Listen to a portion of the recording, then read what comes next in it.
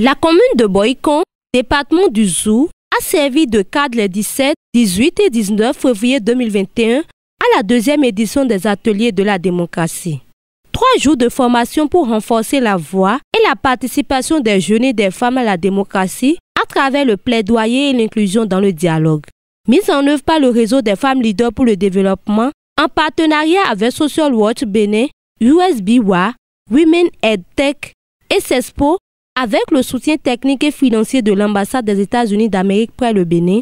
Ces 3 jours de formation ont permis aux organisateurs d'outiller les jeunes du Zou sur le fonctionnement des institutions de la République et l'interaction de la communauté avec celle-ci. C'est à travers une cérémonie d'ouverture que le top officiel des 3 jours d'atelier a été lancé. Les ateliers de la démocratie est un programme institué par l'ambassade des États-Unis d'Amérique près le Bénin dans l'optique d'améliorer la compréhension de la participation démocratique, de l'engagement civique, de la communication non violente et du plaidoyer social pour l'inclusion au Bénin.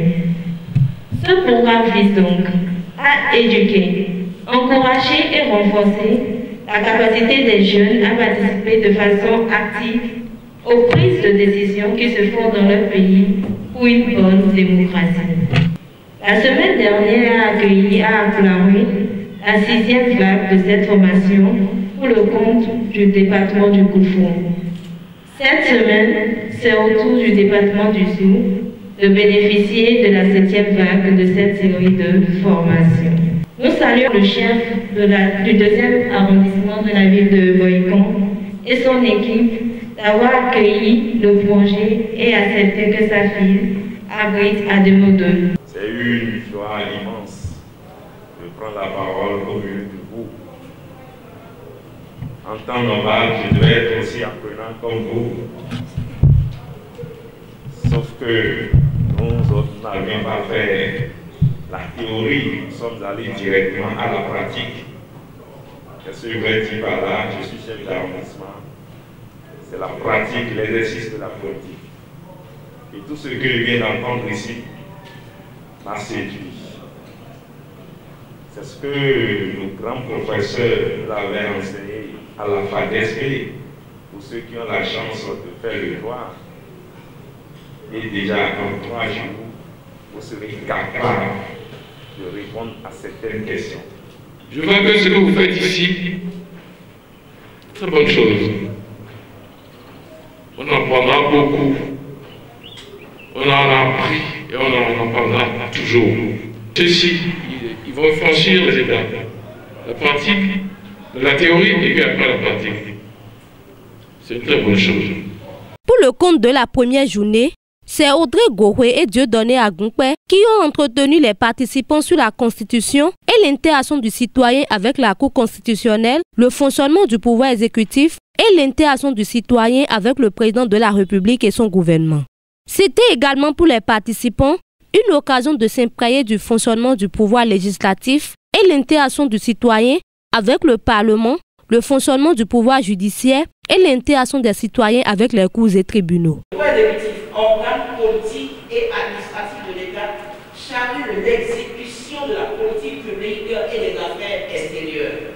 Donc si tout ce qui est décidé dans le pays, si on doit exécuter cela, s'il y a une politique qu'on doit faire avec l'extérieur, c'est l'exécutif qui se charge de cela. L'Assemblée nationale, le pouvoir législatif, nous acceptons cette politique. Maintenant, le pouvoir exécutif dit, ok, on met ça en œuvre. Comment le faire, comment trouver le financement, comment rechercher le budget, comment, ça c'est le rôle de l'exécutif. Organe de l'État qui exécute la politique gouvernementale nationale. Pouvoir monocéphale. Monocéphale, ça veut dire céphale. Dans céphale, on a quoi? Face. Ça a une face, un visage. Un pouvoir a un visage. Donc, nous avons des pouvoirs qui sont bicéphales. C'est comme dans des pays où on a celui qui est comme le président, mais après ça, nous avons un autre pouvoir. Par exemple, quand on est dans l'exécutif au Bénin, le président de la République est chef de l'État et chef du gouvernement. Mais dans d'autres pays, nous avons le président de la République qui est le chef de l'État. Maintenant, nous avons le chef du gouvernement qui est peut-être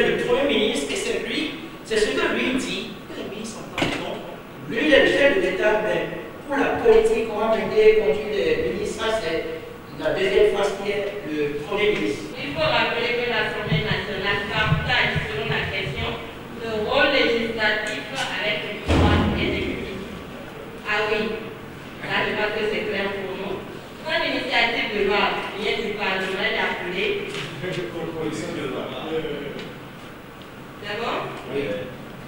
Alors que pour ce qui vient de l'exécutif, donc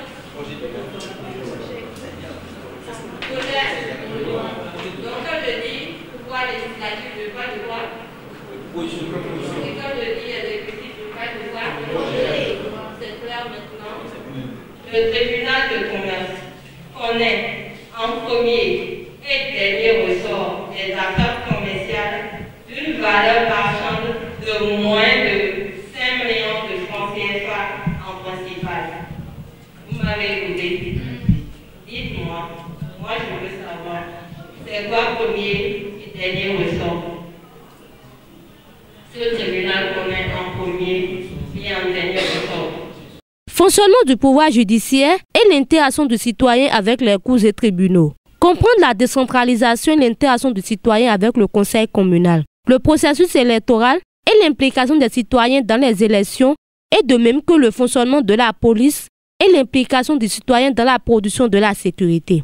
Ce sont là les thèmes clés abordés avec les participants par Audrey Gouré et Dieudonné Agumpé. Alors, qu'est-ce qu'on peut dire par rapport aux élections?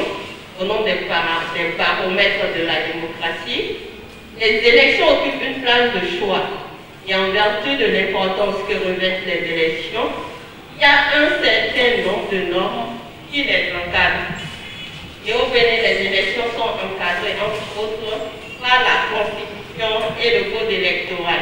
C'est vrai, non? D'accord.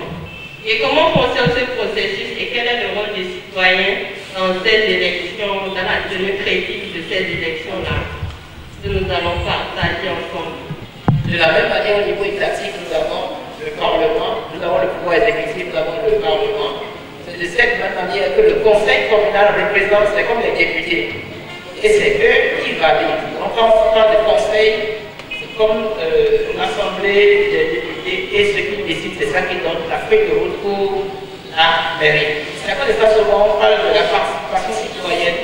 Parce que les citoyens doivent participer au conseil communal pour savoir réellement ce qui est en train d'être décidé pour eux. Parce que en fait, les décisions qu'on va appliquer seraient pour eux. Et ce serait à leur avantage ou à leur désavantage. La police est donc une nécessité démocratique, mais elle reste une institution de sauvegarde des intérêts généraux. Elle a des missions bien définies et encadrées par la loi. Pour la police, nous avons 4 missions. 1. Répétez après moi. Assurer l'ordre public. Assurer l'ordre public. Et la sécurité intérieure. Deuxième mission. La protection des institutions et les installations de l'État.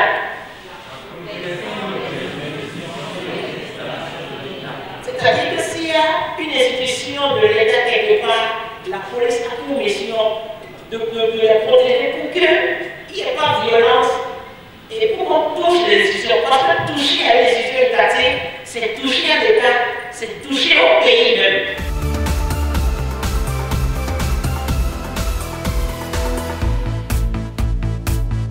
Pour clôturer ces 3 jours avec la même intensité qu'au début, c'est Bruno Wessou et Brigitte Doko qui ont clôturé cette 2e édition dans le zoo sur la thématique « Introduction à la communication non violente ». Je voulais vous faire comprendre que la communication non violente n'a rien à voir avec mon état de vie, c'est-à-dire n'a rien à voir avec les religieuses. C'est une formation comme toute autre. Mais une formation qui participe à notre développement personnel et qui nous aide vraiment à vivre dans le monde avec les autres et surtout avec nous-mêmes. Vous aurez le temps de le constater.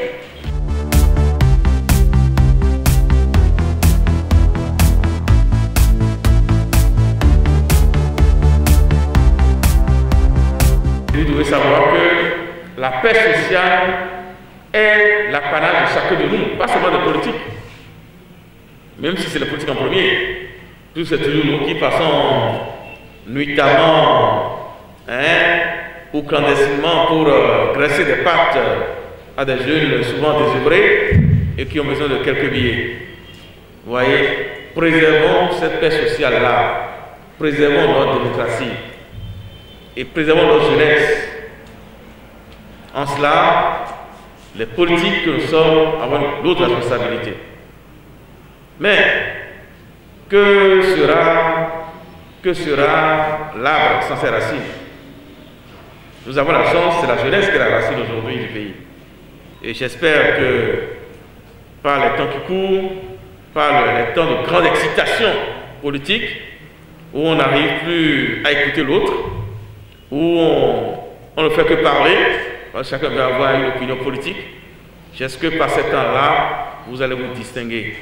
Parce que vous aurez été formés, vous aurez été avertis. Je ne pouvais pas louper une telle occasion, j'aurais voulu quasiment passer la journée avec vous parce que je vous ai dit, c'est tout ce que j'aime. Je me lasserai jamais de le répéter. La jeunesse que vous constituez, le message sur la démocratie, les concepts même de démocratie. N'oubliez pas que je suis d'abord juriste avant d'être dans ma fonction de maire. Donc tout ce qui est juridique, politique, au sens de sciences politiques, j'aime. Vous voyez, et par ces périodes sensibles, je ne peux que apprécier cette initiative et remercier une fois encore les initiateurs, leurs bailleurs, ainsi que les communicateurs, pour ne pas dire les communicatrices. Merci à vous. Et Boycon, c'est la grande ville carrefour du Bénin. Revenez autant que vous voulez. Quand il y aura à Démo 3, revenez encore, vous serez le bienvenu. Merci beaucoup. À la fin des travaux, les participants se disent satisfaits de la qualité des échanges. Ceux-ci se disent prêts pour restituer les connaissances acquises à leur communauté à la base. En cette formation, j'ai reçu beaucoup de notions comparativement avant en ce qui concerne la démocratie, la justice béninoise et la communication non violente. Il y avait énormément de choses et puis c'est grâce à cette formation que j'ai su et je suis maintenant aguerri et vraiment j'ai tellement d'informations et ils m'ont aussi permis, ils m'ont aussi montré à base de cette formation comment collaborer avec ces différentes institutions de l'État. Il y a une différence entre un habitant et un citoyen. Donc l'atelier nous a permis de savoir ce qu'on appelle citoyen. Donc nous allons essayer de restituer la formation à la base au niveau de nos communautés. Surtout moi je travaille avec les femmes et les jeunes. Je vais les sensibiliser sur ça. Et aussi nous allons utiliser le rôle de veille citoyenne au niveau de notre communauté, surtout dans les communes. Je remercie sincèrement tous les organisateurs, les initiateurs et puis tous ceux qui ont financé, en particulier l'ambassade des États-Unis pour cet atelier de formation et je les exhorte à organiser davantage ces genres d'ateliers à l'endroit des jeunes. Un des formateurs émus confie. Ça s'est bien passé, les participants étaient vraiment au cœur de cette formation-là. C'était une belle interaction, c'était un rendez-vous du donner, du recevoir. Et je pense qu'à partir de ce moment, un nouveau visage se lève dans le zoo pour la démocratie et le développement durable. Et mon message fort à l'endroit des participants, c'est de les encourager et surtout dans la restitution de la formation. Les yeux sont désormais rivés sur l'étape des collines.